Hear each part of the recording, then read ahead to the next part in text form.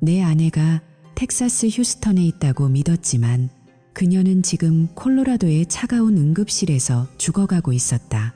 이 말도 안 되는 현실을 받아들이는데 단 5초도 걸리지 않았지만 그 짧은 순간 내 세상은 완전히 뒤집혔다.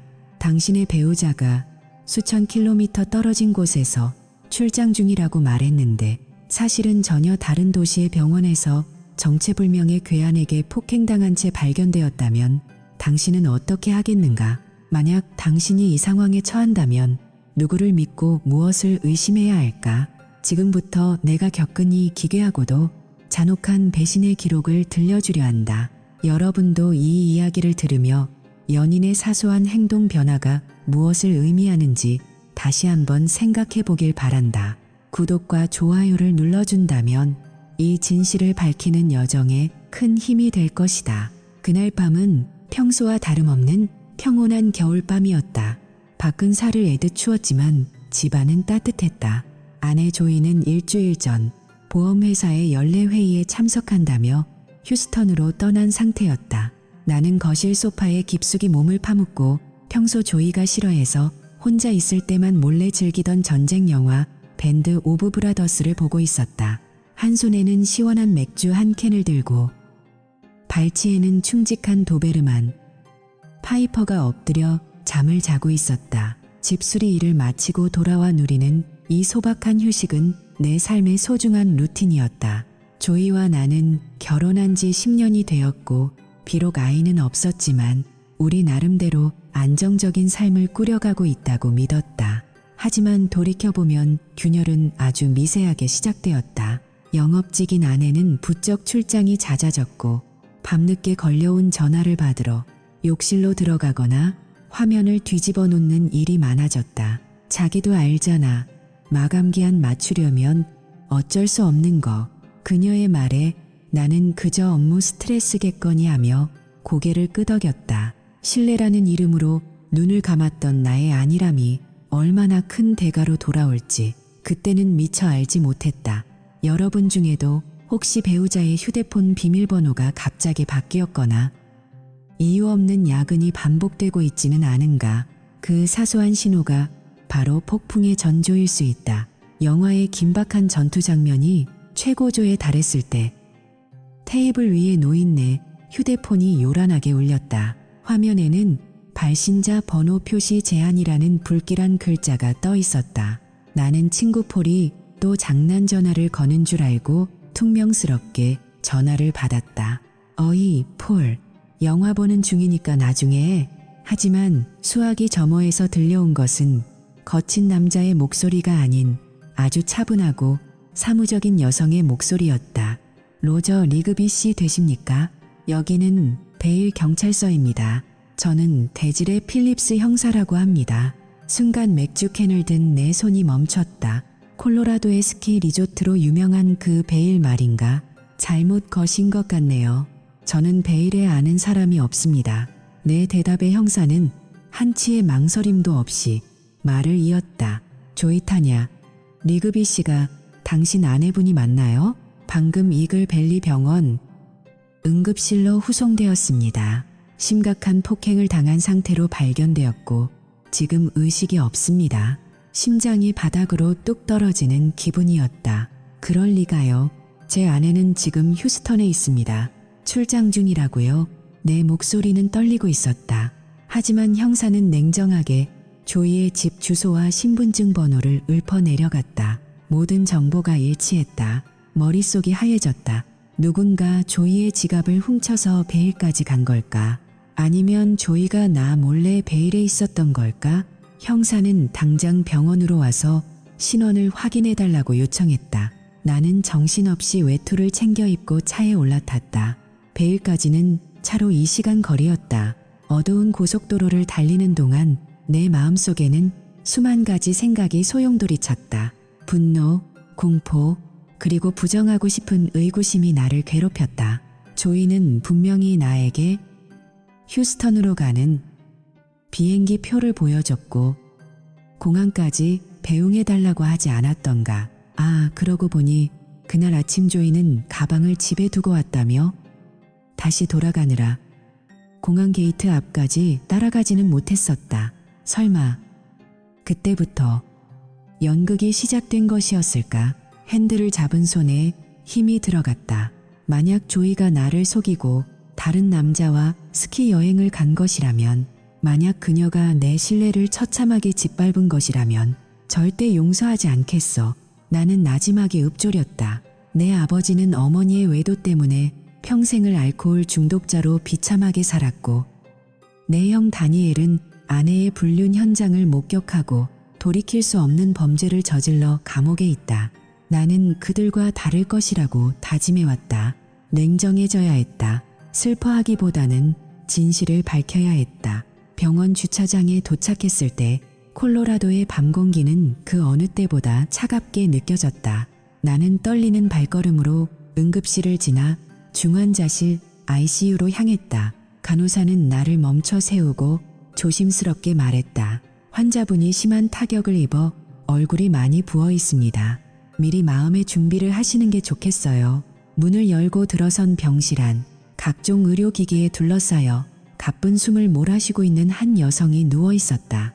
얼굴은 보라색 멍과 붕대로 뒤덮여 도저히 누구인지 알아볼 수 없었다. 나는 뒷걸음질 쳤다. 이 사람은 제 아내가 아닙니다. 체격은 비슷하지만 얼굴이 전혀 달라요. 하지만 내 간절한 부정은 간호사의 다음 행동으로 무참히 깨졌다. 간호사는 조용히 이불을 걷어 아내의 왼쪽 허벅지를 보여주었다. 그곳에는 짙은 색의 문신 하나가 새겨져 있었다. 어린 시절 만화 영화에서나 보던 캐릭터 지미니 크리켓이었다. 조이가 결혼 전 가렛이라는 전 남자친구와 헤어진 직후 자신의 양심을 지키겠다며 충동적으로 새겼다던 그 문신, 그 기괴하고도 독특한 문신을 본 순간 나는 더 이상 도망칠 곳이 없다는 것을 깨달았다. 이 여자는 나의 아내 조이가 확실했다. 하지만 더 큰 충격은 그 다음에 찾아왔다. 담당 의사는 조이가 스키를 타다 다친 것이 아니라 누군가에게 의도적으로 구타당해 길가에 버려진 것이라고 설명했다. 심지어 그녀가 발견된 곳은 고급 리조트 근처였다. 그녀는 왜 그곳에 있었을까? 누구와 함께 있었기에 이 지경이 된 것일까? 나는 그녀의 소지품 더미 속에서 낯선 호텔의 키카드 하나를 발견했다. 그리고 그 키카드는 내가 그동안 알지 못했던 조이의 추악한 이면으로 향하는 첫 번째 열쇠가 되었다. 그 호텔 키카드에는 아무런 로고도 이름도 적혀 있지 않았다.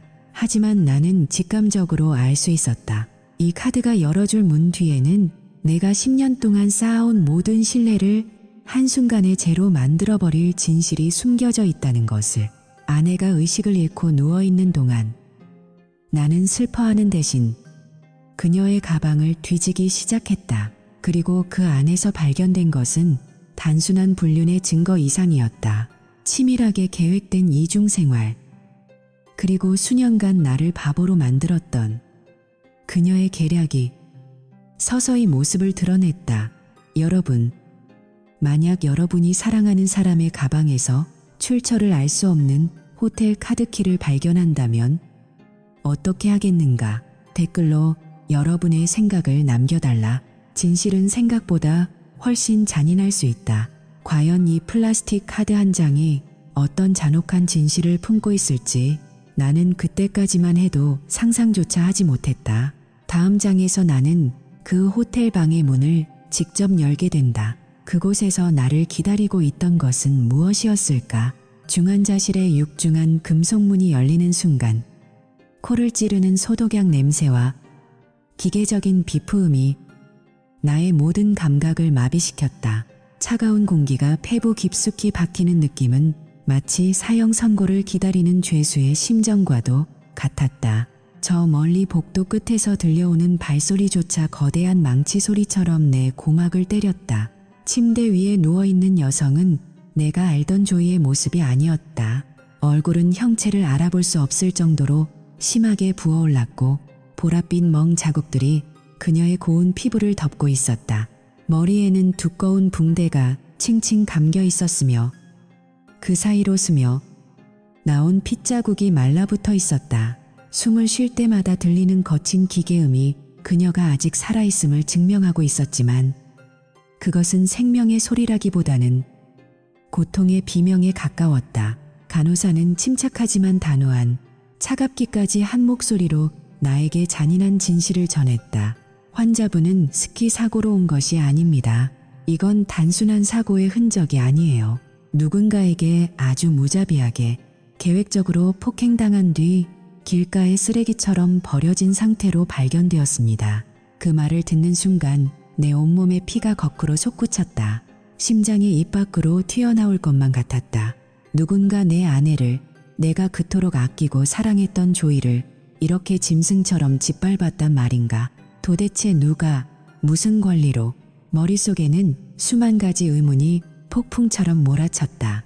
하지만 그 무엇보다 나를 괴롭힌 것은 현실의 괴리였다. 휴스턴에서 중요한 비즈니스 미팅을 하고 있어야 할 아내가 왜 이곳 콜로라도 베일의 낯선 병원 중환자실에 처참하게 부서진 모습으로 누워있는 것인지 도무지 이해할 수 없었다. 나는 본능적으로 뒷걸음질을 쳤다. 현실을 부정해야만 내가 살 수 있을 것 같았다. 아니요, 이건 분명히 착오입니다. 이 사람은 제 아내가 아니에요. 간호사님, 다시 확인해 보세요. 제 아내 조이는 지금 텍사스에서 팀원들과 회의를 하고 있다고요. 어젯밤에도 저랑 통화했단 말입니다. 나의 외침은 병실의 정적을 깨뜨리는 처절한 비명이었지만 동시에 스스로를 속이려는 비겁한 몸부림에 불과했다.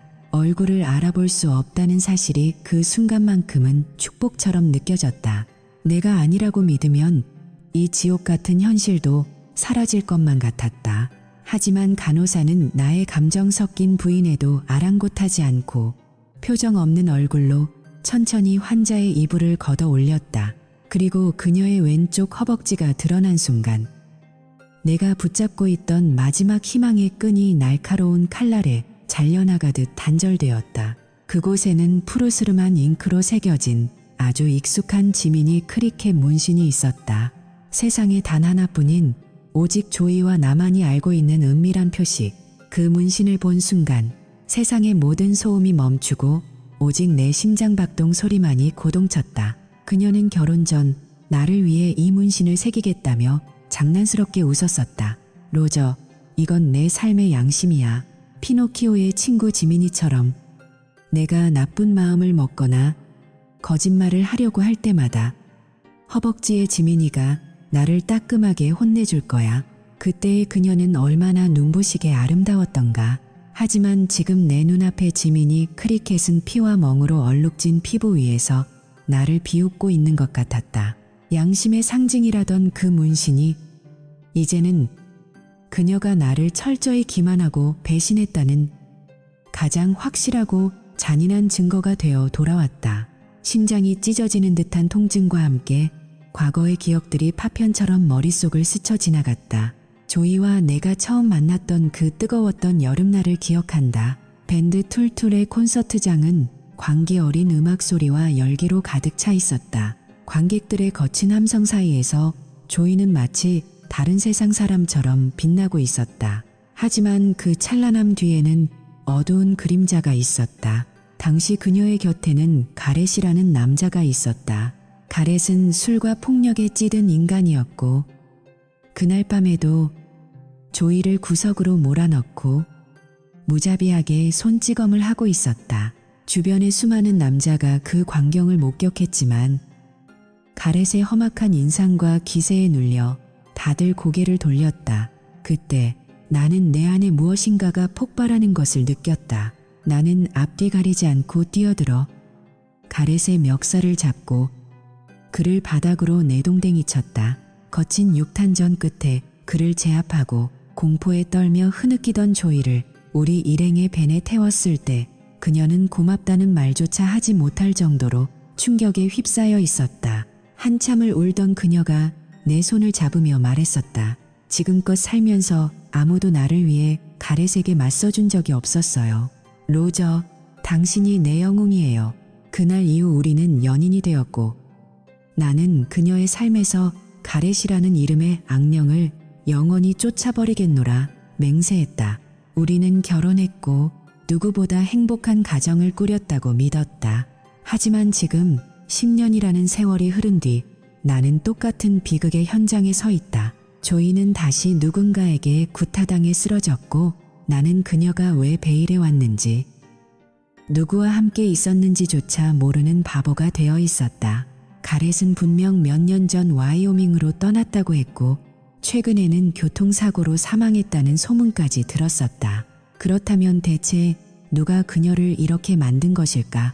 조이는 왜 죽은 줄로만 알았던 혹은 멀리 떠났다던 가렛에 대해 나에게 거짓말을 해왔던 것일까? 그녀의 양심이라던 지미니 크리켓은 왜 침묵하고 있었던 것일까? 퍼즐 조각들이 하나둘 맞춰질 때마다 조이가 쌓아 올린 견고한 거짓말의 성벽이 드러나기 시작했다. 병실 밖으로 나오자 차가운 복도의 공기가 나를 덮쳤다. 다리가 후들거려 벽을 짚고 겨우 서 있을 때 중환자실 입구를 지키던 노련한 인상의 경비원이 나에게 다가왔다. 그는 주변을 살피더니 목소리를 낮춰 비밀스럽게 말을 걸었다. 이봐요, 리그비 씨 맞죠? 아까부터 지켜봤는데 정말 안 됐군요. 사실 오늘 아침에 그 여성을 구급차에 실어보낸 남자를 직접 봤습니다. 나는 번개를 맞은 듯 정신이 번쩍 들었다. 그 남자가 누구였습니까? 어떻게 생겼었죠? 나의 물음에 경비원은 기억을 더듬으며 답했다. 이름까진 모르겠지만 아주 비싼 캐시미어 코트를 입고 있었고 시계도 수천만 원은 호가해 보였어요. 몹시 당황한 기색이었지만 환자가 응급실로 들어가는 것만 확인하자마자 곧바로 주차장에 세워둔 은색 아우디를 타고 사라지더군요. 마치 누군가에게 들키지 않으려는 것처럼 아주 재빨리 말이죠. 은색 아우디. 그리고 값비싼 명품 코트. 내가 아는 조이의 주변 인물 중 그런 재력을 갖춘 사람은 없었다. 머릿속의 의구심은 이제 확신으로 변했다. 조이는 출장을 핑계로 이 남자와 미래를 즐기기 위해 베일까지 날아온 것이었다. 그녀가 나에게 보여줬던 비행기 예약 확인서, 휴스턴 호텔 리셉션에서 찍어보낸 사진들, 그 모든 것이 정교하게 연출된 연극이었다는 사실을 깨닫는 순간 나는 구역질이 났다. 10년 동안 내가 사랑했던 여자는 가공의 인물이었다. 나는 그녀의 진실된 모습이 아니라 그녀가 나에게 보여주기로 선택한 단면만을 사랑했던 것이다. 나는 떨리는 손으로 그녀가 입고 온 옷가지들을 뒤지기 시작했다. 피로 얼룩진 코트 주머니에서는 아무것도 나오지 않았지만 나는 포기하지 않았다. 그녀는 늘 조심성이 많은 사람이었다. 중요한 물건은 항상 남들이 생각지 못한 곳에 숨기곤 했다. 나는 그녀가 즐겨 신던 롱부츠를 집어들었다.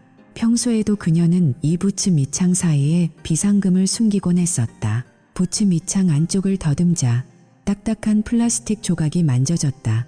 조심스럽게 꺼내어 확인한 순간 나는 숨을 쉴 수 없었다. 그것은 베일에서 가장 예약하기 어렵기로 소문난 최고급 리조트. 화이트 wolflodge의 로고가 새겨진 마그네틱 키카드였다. 경비원이 목격한 은색 아우디의 남자와 이 키카드는 분명 한 지점을 가리키고 있었다. 나의 분노는 이제 뜨거운 불길을 지나 차디찬 얼음처럼 냉정해졌다. 조이가 나를 속였다는 사실은 이제 의심의 여지가 없는 팩트였다. 하지만 나는 단순히 피해자로 남고 싶지 않았다. 내 형 다니엘처럼 분노를 참지 못해 살인을 저지르고 인생을 망치고 싶지도 않았고 내 아버지처럼 아내의 외도를 눈감으며 평생 술에 의존해 살고 싶지도 않았다. 나는 진실을 원했다. 그 추악하고 냄새나는 배신의 밑바닥까지 내 눈으로 직접 확인해야만 했다. 나는 그 키카드를 움켜쥐었다. 손바닥을 파고드는 카드의 날카로운 감촉이 마치 나에게 경고하는 것 같았다. 이 카드를 사용하는 순간 내 인생은 다시는 예전으로 돌아갈 수 없을 것이라고. 하지만 망설임은 짧았다. 이제 내가 가야 할 곳은 사랑하는 아내가 사경을 헤매는 병실이 아니라 그녀가 나를 기만하며 웃음꽃을 피웠을 그 화려한 리조트의 침실이다. 여러분, 여기서 한번 진지하게 생각해 보시길 바랍니다. 만약 여러분이 저와 같은 상황이라면 사랑하는 사람의 소지품에서 낯선 리조트의 키카드를 발견했다면 어떻게 하시겠습니까? 배신감에 눈이 멀어 그 카드를 쓰레기통에 던져버리고 도망치시겠습니까?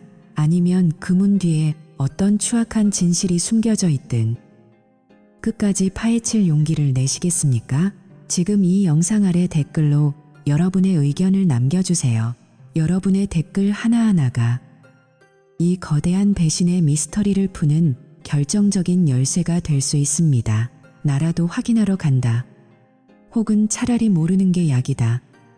어떤 의견이라도 좋습니다. 특히 배우자의 의심스러운 행동을 목격했던 경험이 있다면 공유해주세요.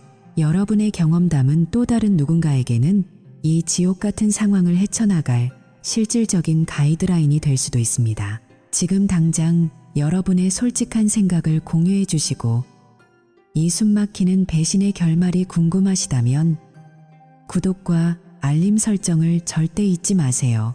다음 이야기에서는 제가 리조트 314호실의 문을 여는 순간 마주하게 된 상상을 초월하는 광경을 공개할 예정입니다. 여러분이 예상하는 것보다 훨씬 더 잔인하고 충격적인 진실이 기다리고 있습니다. 이 기회를 놓치면 평생 궁금해하실지도 모릅니다. 지금 바로 행동하세요. 댓글을 달고 다음 이야기를 기다려 주십시오. 저는 이제 그 지옥의 문을 열기 위해 화이트 울프로지로 향합니다. 그곳에서 밝혀질 조이의 진짜 정체는 무엇일까요? 그리고 은색 아우디의 남자는 과연 누구일까요?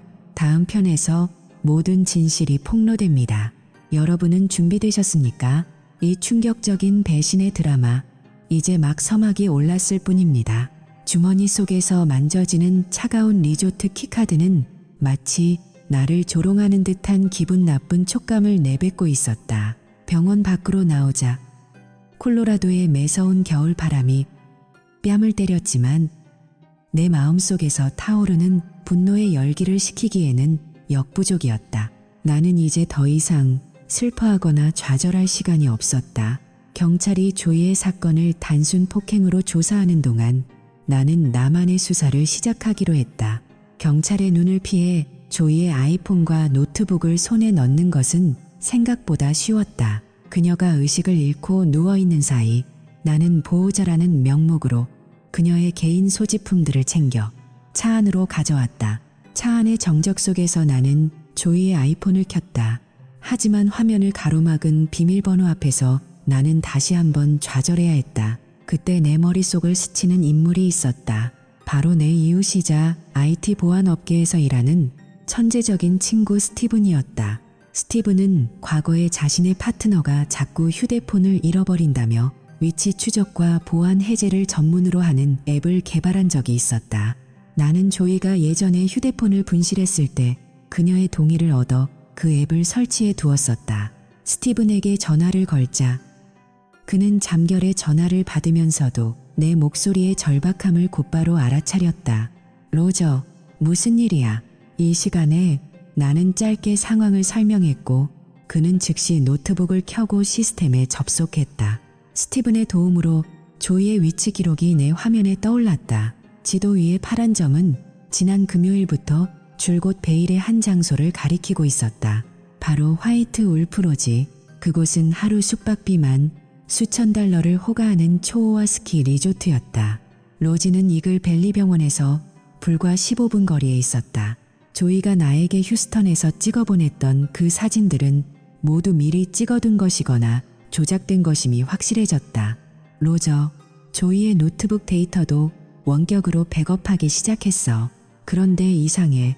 브라우저 기록이랑 이메일함이 거의 진공청소기로 민 것처럼 깨끗해. 누군가 전문적인 프로그램을 써서 흔적을 지운 것 같아. 스티븐의 말은 내 심장을 더욱 무겁게 짓눌렀다. 나는 망설임 없이 리조트로 향했다. 주차장에는 경비원이 말했던 은색 아우디는 보이지 않았지만 조이의 이름으로 등록된 BMW가 구석에 주차되어 있었다. 나는 주머니 속 키카드를 움켜쥐고 엘리베이터에 올랐다. 복도는 지나치게 조용했고 카펫은 발소리를 완벽하게 흡수했다. 도어록에 카드를 대자 삐빅하는 소리와 함께 문이 열렸다. 방 안으로 들어선 순간 나는 누군가 방금까지 이곳에 있었다는 기묘한 기운을 느꼈다. 하지만 방 안은 기괴할 정도로 깔끔했다. 침대 시트는 빳빳하게 펴져 있었고 테이블 위에는 먼지 한 톨 없었다. 호텔 직원이 청소한 것이라고 하기에는 공기 중에 남아있는 향수 냄새와 약간의 습기가 이질적이었다. 나는 장갑을 끼고 방 안을 뒤지기 시작했다. 침대 밑에서 발견된 것은 조이의 수트케이스였다. 열어보니 안에는 비즈니스 정장은 단 한 벌뿐이었고 나머지는 모두 화려한 칵테일 드레스와 고가의 란제리들로 가득했다. 출장을 간다던 아내의 짐이라고는 도저히 믿기 힘든 구성이었다. 옷감 사이에서는 내가 한 번도 사준 적 없는 고가의 목걸이 케이스도 발견되었다. 나는 욕실로 향했다. 세면대 거울에는 물기가 닦인 흔적이 있었지만 배수구 근처에서 긴 머리카락 한 올을 발견할 수 있었다. 조이의 머리카락이었다. 그리고 변기 옆 쓰레기통 바닥에는 찢겨진 종이 조각 하나가 남아 있었다. 오늘 밤 10시 원래대로 라고 적힌 짧은 메모. 글씨체는 조이의 것이 아니었다. 누군가 조이와 이곳에서 은밀한 시간을 보냈고 사고가 발생하자 흔적을 지우려 시도했다는 확신이 들었다. 나는 노트북을 열어 스티븐이 보내준 복구 데이터를 확인했다. 삭제된 파일들 사이에서 숨겨진 폴더 하나가 나타났다. 그 안에는 수백 통의 이메일과 사진들이 들어있었다. 수신인은 C, 이니셜만 적힌 그 인물과 조이는 지난 6년 동안 수십 차례에 걸쳐 전 세계를 여행하며 부적절한 관계를 맺어왔다. 리우데자네이루, 샌디에이고, 멕시코시티. 조이가 교육이나 세미나를 핑계로 집을 비웠던 모든 날이 사실은 이 남자와의 미래였다는 사실에 나는 숨이 막혀 비틀거렸다. 더욱 충격적인 것은 D가 조이의 직장 상사인 칼 데비스일 가능성이 높다는 단서였다. 이메일 본문에는 회사 기밀 자금을 조작해 여행 경비를 마련했다는 정황까지 담겨 있었다. 조이는 단순히 바람을 피운 것이 아니라 기업 범죄에까지 가담하고 있었던 것이다. 이 모든 것이 디지털 증거로 내 눈앞에 펼쳐지자 내가 10년 동안 사랑했던 여자가 누구였는지 아득해졌다. 여러분, 생각해 보십시오. 사랑하는 사람의 디지털 발자국을 따라가다 마주한 것이 추악한 범죄와 배신의 흔적이라면 어쩌겠습니까? 조이는 단순히 나를 속인 것이 아니라 자신의 삶 전체를 거대한 거짓말로 포장했습니다. 스티븐은 복구된 파일 중에서 조이가 사용한 여러 개의 가상 계좌와 유령 회사들의 명단까지 찾아냈습니다. 그녀는 보험 설계사라는 직업을 이용해 부유한 고객들의 정보를 팔아넘기거나 칼 데비스와 짜고 리베이트를 챙겨온 것이 분명했습니다. 나는 이 모든 자료를 USB에 담으며 손을 떨었습니다. 이것은 단순한 치정극이 아니었습니다. 누군가 조이를 입막음하기 위해 공격했을 가능성도 배제할 수 없었습니다. 하지만 가장 큰 상처는 그녀의 이메일 속 마지막 문장이었습니다. 알로저은 아무것도 몰라. 그는 다루기 쉬운 멍청이니까. 그 문장을 읽는 순간 내가 그녀를 위해 헌신했던 지난 10년이 통째로 부정당하는 기분이었습니다. 나는 이제 더 이상 혼자서 이 짐을 감당할 수 없음을 깨달았습니다. 나는 경찰 내부에 있는 유일한 내 편, 사촌 휴 형사에게 전화를 걸었습니다. 휴, 지금 당장 베일로 와줘. 사고가 아니야. 이건 거대한 음모고 조이는 그 중심에 있어. 그녀가 사랑했던 남자가 누구인지도 알아냈어. 휴는 내 목소리의 무게를 느끼고는 사이렌을 울리며 달려오겠다고 약속했습니다. 여러분, 만약 여러분이 사랑하는 사람의 컴퓨터에서 6년 동안 숨겨온 이중 생활의 기록을 발견한다면 어떻게 하시겠습니까? 그 데이터를 영원히 지워버리고 과거에 행복했던 기억만을 간직하시겠습니까? 아니면 모든 추악한 진실을 세상에 폭로하고 대가를 치르게 하시겠습니까? 여러분의 선택을 댓글로 남겨주십시오. 진실을 마주하는 것은 뼈를 깎는 고통이지만 거짓 속에서 평생을 속으며 사는 것은 영혼을 갉아먹는 일입니다. 지금 바로 구독을 눌러 이 배신의 끝이 어디로 향하는지, 로저가 어떻게 차가운 복수를 완성하는지 지켜봐 주십시오.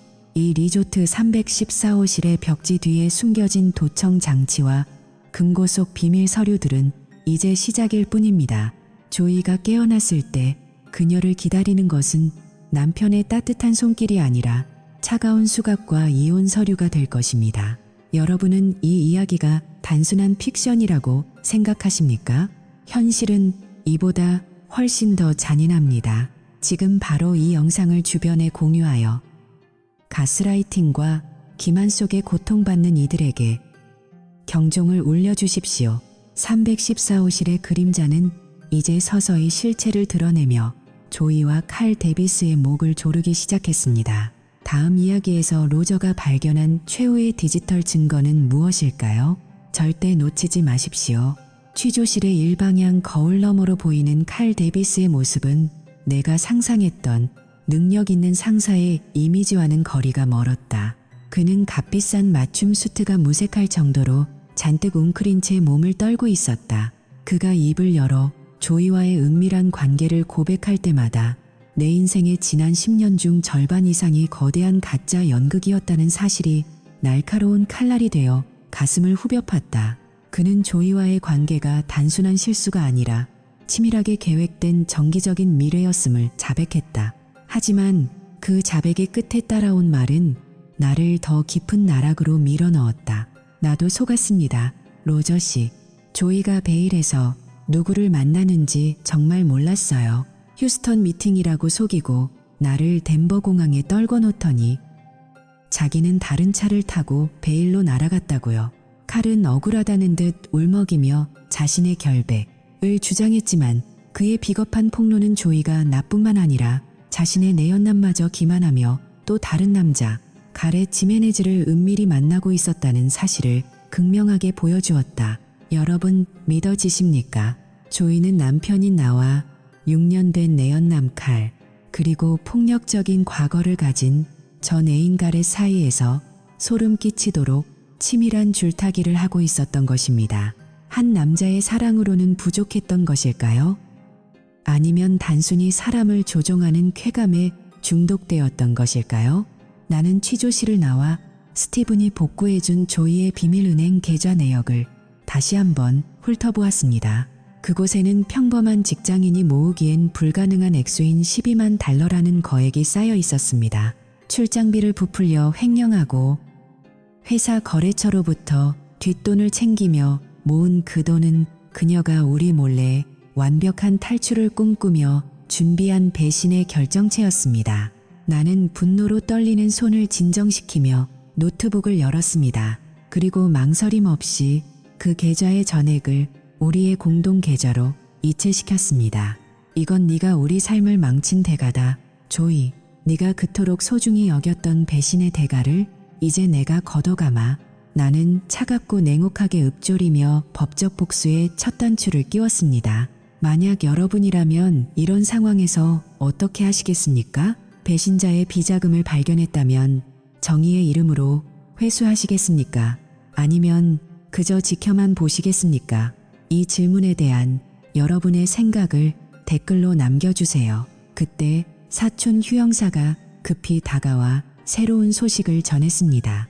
조이를 죽음의 문턱까지 몰고 간 범인이 드디어 꼬리를 잡혔다는 것이었습니다. 범인은 예상대로 가렛 지메네즈였습니다. 그는 조이가 자신에게만 쓰라고 준 비자금 체크카드를 들고 베일의 한 고급 바에서 수천 달러어치의 술을 마시려다 카드가 도난 신고된 것을 확인한 직원의 기민한 제보로 검거되었습니다. 취조실에 끌려온 가렛은 조이가 자신에게 아이를 만들어주지 않겠다는 이유로 말다툼을 벌이다 이성을 잃고 그녀를 폭행했다고 자백했습니다.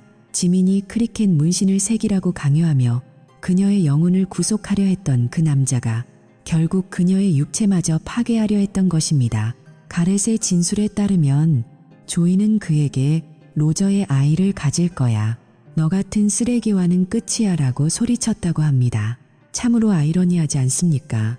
나를 기만하고 배신하던 여자가 또 다른 내연남 앞에서는 나의 아내임을 강조하며 자신의 가치를 증명하려 했다니 말입니다.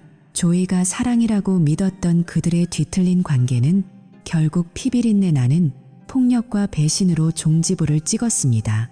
나는 이제 선택해야 했습니다. 병실에서 깨어날 조이를 용서하고 다시 시작할 것인가? 아니면 그녀가 지은 죄의 무게를 온전히 짊어지게 할 것인가?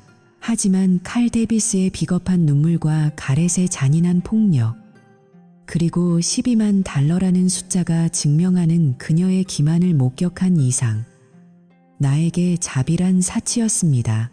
나는 차분하게 이혼 전문 변호사에게 전화를 걸어 조이의 횡령과 탈세, 그리고 불륜의 증거들을 모두 넘겼습니다.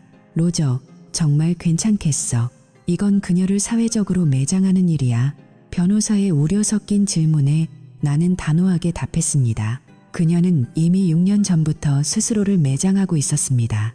저는 그저 그 진실의 흙을 덮어줄 뿐입니다. 조이가 깨어나는 순간 그녀를 기다리는 것은 남편의 따뜻한 손길이 아니라 차가운 수갑과 법의 엄중한 심판이 될 것입니다. 여러분, 6년이라는 긴 시간 동안 완벽하게 속아왔다는 사실을 알게 되었을 때의 그 기분을 상상할 수 있습니까? 신뢰가 무너진 자리에는 오직 냉혹한 이성만이 남습니다. 저는 이제 그녀가 깨어나기를 기다립니다. 사과를 듣기 위해서가 아니라 그녀가 공들여 쌓아올린 거짓의 성탑이 어떻게 처참하게 무너지는지 똑똑히 보여주기 위해서입니다. 여러분은 배신한 배우자에게 가장 완벽한 복수가 무엇이라고 생각하십니까? 단순히 떠나는 것일까요? 아니면 그녀가 가진 모든 것을 잃게 만드는 것일까요? 여러분의 냉철한 의견을 댓글로 들려주세요. 당장 이혼해야 한다, 혹은 그녀의 비자금을 더 털어야 한다 등 어떤 의견이라도 좋습니다. 여러분의 댓글은 배신의 아픔을 겪고 있는 다른 이들에게 큰 위로와 해결책이 될 수 있습니다.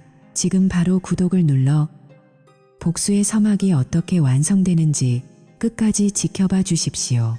다음 편에서는 조이가 병실에서 눈을 떴을 때 제가 그녀에게 건넨 첫마디와 그녀의 추악한 변명을 생생하게 전해드리겠습니다. 절대 놓치지 마십시오.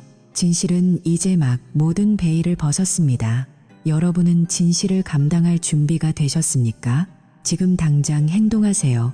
구독, 좋아요, 그리고 댓글은 이 진실의 기록을 완성하는 힘입니다. 조이가 마침내 의식을 되찾았다는 소식은 나에게 기쁨이 아닌 마침내 지루하고 역겨웠던 연극의 막을 내릴 시간이라는 차가운 안도감을 주었다. 병실 문을 열고 들어서자 조이는 창백한 안색으로 나를 보며 기다렸다는 듯 눈물을 쏟아내기 시작했다. 로저, 정말 미안해. 가렛이 나를 협박했어. 당신에게 해를 끼치겠다고, 우리 집을 불태워버리겠다고 해서 어쩔 수 없이 만난 거야. 나는 오직 당신뿐이야. 그녀의 목소리는 파르르 떨렸고 그 눈빛은 10년 전 내가 그녀를 구해줬던 그날처럼 애처로웠다. 아마 예전의 나였다면 그 눈물에 다시 한번 속아 바보처럼 그녀를 품에 안고 위로했을지도 모른다. 하지만 내 주머니 속에는 그녀가 칼 데비스와 나눈 수천 통의 노골적인 이메일, 그리고 지난 6년 동안 교묘하게 빼돌린 횡령 자금의 증거가 담긴 USB가 차갑게 식어 있었다. 나는 아무 말 없이 그녀의 침대 곁으로 다가가 무거운 서류 봉투 하나를 내려놓았다. 가렛 때문이라고. 아니, 조이. 가렛은 내가 선택한 수많은 거짓말 중 아주 작은 조각일 뿐이야.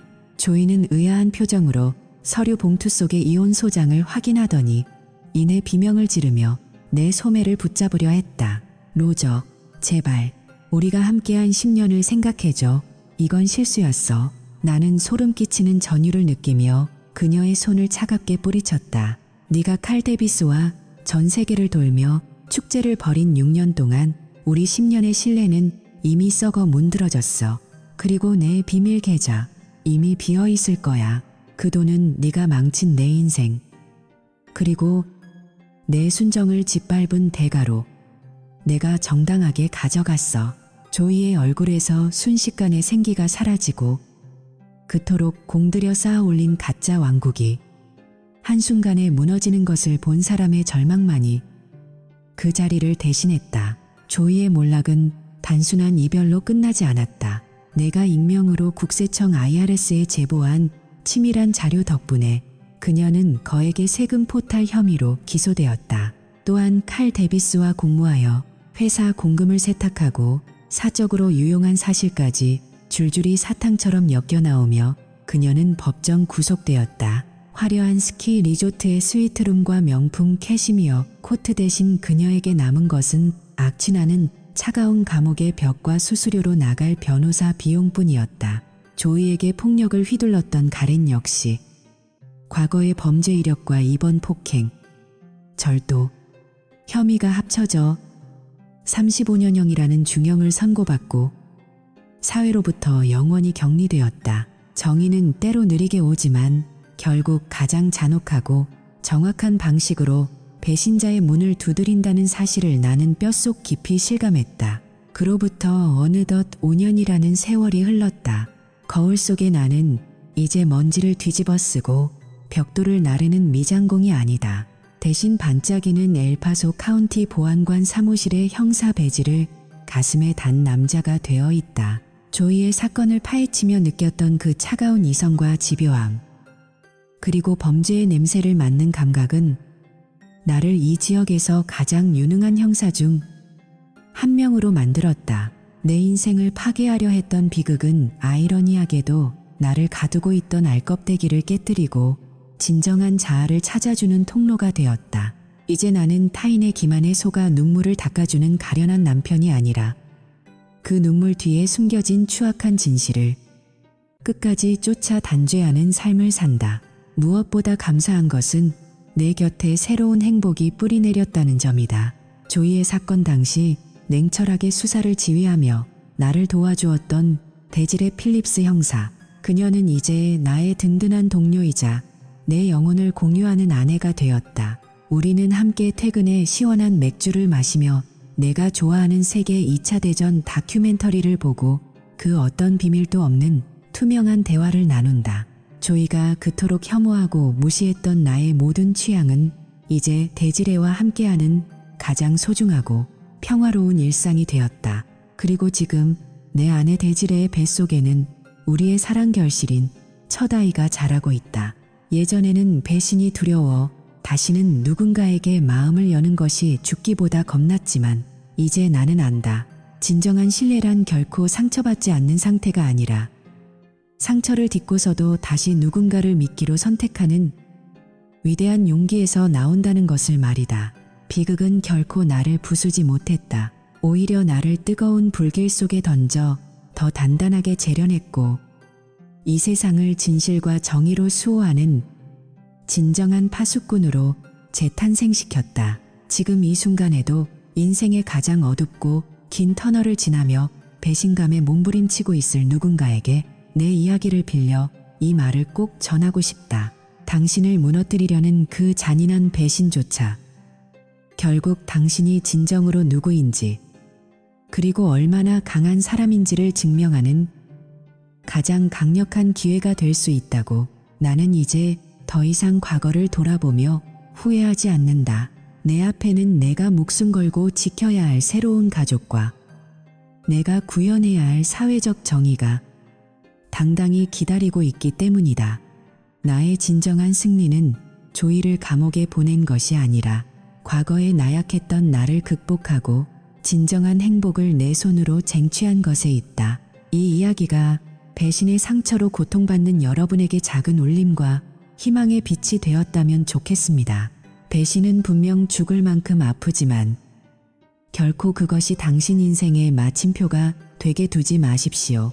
진실은 반드시 승리하며 여러분의 삶 역시 다시 찬란하게 빛날 수 있습니다. 지금까지 저 로저 리그비의 긴 여정을 함께 해주셔서 진심으로 감사합니다. 이 영상을 보신 여러분의 생각은 어떠신가요? 여러분도 배신을 극복하고 새로운 삶을 찾은 경험이 있나요? 혹은 지금 이 순간 누군가의 기만 때문에 괴로워하고 계신가요? 여러분의 솔직한 이야기와 경험을 아래 댓글로 공유해 주세요. 여러분의 댓글 하나하나가 비슷한 아픔을 겪는 수많은 이들에게 다시 일어설 수 있는 실질적인 위로와 용기가 됩니다. 내용이 유익하셨다면 구독과 좋아요를 눌러주세요. 여러분의 작은 관심은 제가 더 많은 진실의 기록을 세상에 알리고 상처받은 영혼들을 치유하는 메시지를 만드는데 큰 힘이 됩니다. 또한 알림 설정을 통해 다음번에도 가슴을 울리는 지난 인생 스토리를 가장 먼저 만나보시길 바랍니다. 비극을 승리로 바꾼 이 이야기가 오늘 당신의 하루를 바꾸는 시작점이 되길 응원합니다. 모두 행복하고 단단한 하루 되십시오. 감사합니다.